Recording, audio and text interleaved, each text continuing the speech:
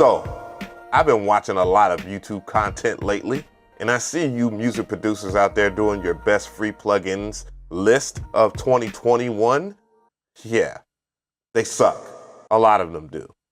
Well, I felt at liberty to make a list of plugins that don't suck. And we're gonna talk about the VST Synths of 2021. So with that being said, leave a comment below if I'm wrong on any or I have left something out. Just let me know.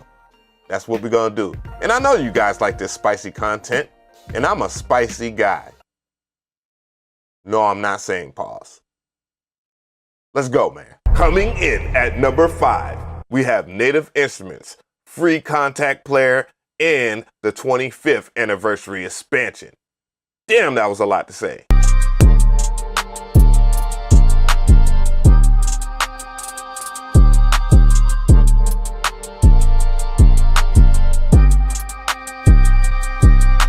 Now, the first thing I want to point out is that you need to download the native access from your Native Instruments account. So make you an account so you can get it, and then you'll fill out the information, your email address, and they'll send it to you and all that stuff.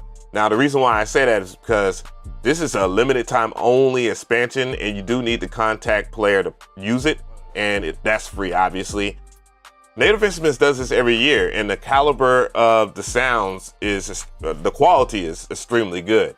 I would say about 90% of these sounds are useful, and in comparison to something that isn't free like Nexus 4, which is about $400, and about 10% of their sounds are useful. This comes with it. I mean, I can't say enough about it. I have all the videos in the description box so you can see the whole entire videos for what they are. And if this was free, like the whole entire time we was alive, well, this would be the best free one I would recommend, but since it's a limited time, hurry up and get it, damn it. Coming in at number 4, we have Full Bucket Audio's Fury 800.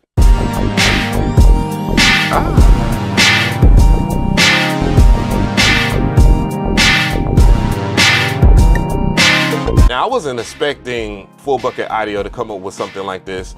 Now, it came out in 2020, but who cares about all that extra detail when people are still recommending plugins that came out in the early 2000s. But yeah, speaking of which, this is modeled after a keyboard I can't really remember because it was a very obscure keyboard. The sounds in there are banging, and that's all you really need to know. The UI is a bit confusing, so I'm not gonna base it off of the UI being great too, at least not yet. Coming in at number 3, we have DiscoDSP's OB-Xd. Bars. Damn it.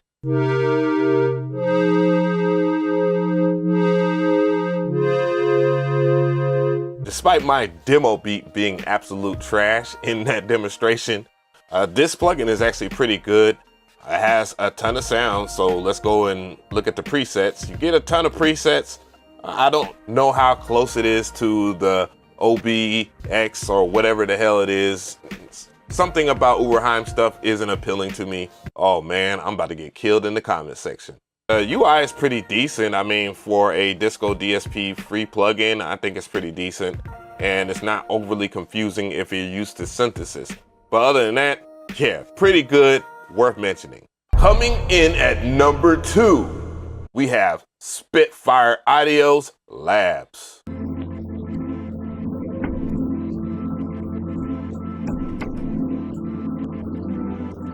So this plugin is very similar to Native Instruments' Kontakt Free Player, in which Spitfire Audio offers free stuff like a whole lot, and that's one of the companies I want to work with next year. But yeah, so there are a ton of things that you can download off their website. I got the choir, I got the modular pianos, I got scary strings, granular whale song. One thing I will say about the sounds is the stereo fields are a little too wide on some of them, so they don't hold very well in mono, and that's what you can kind of tell in that video, and that's my only little con for it. Yeah, I know it's a free plugin, but I got to keep it 100% of the time, guys. So before we get into the number 1 spot, here are my 2 honorable mentions. The first one being Odin 2.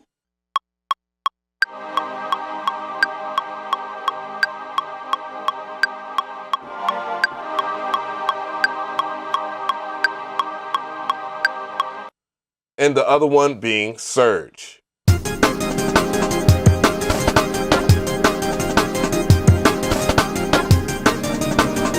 Hey. So here is Odin 2 in the flesh, and when it comes down to it, it's all about the presets for me. And you can see it has a ton of presets, even though this UI is hella small. Hey, it is what it is. It's a free plugin. Let's see, 150%. There you go. And now it's bigger and doesn't fit in FL Studio, of course. But yeah, as you can see, you get a lot of free presets, and that's all that really matters. And the quality of them are pretty darn decent. Surge, very ugly UI, but again, has probably one of the best preset libraries that you can get. I mean, look at this, look at this, look at this. It's crazy. A whole bunch of stuff.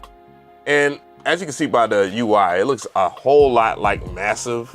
So yeah, it's inspired. It's inspired. That's what they call it these days. Nonetheless, go get it. It is free, and I've done a video on it. And now, for the #1 spot, it is, yes, you guessed it, Vital.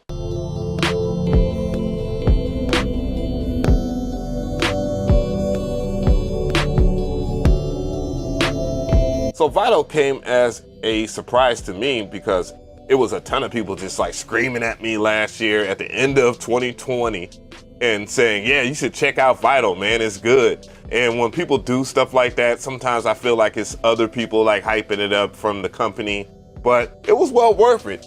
I mean, the UI is very good. I mean, this is paid plugin quality right here. Yeah, it's really dope. And again, it has a ton of presets by a lot of people, a lot of your favorite content creators. And this is the one I agree with everybody on their list. It's at least they got one of them right?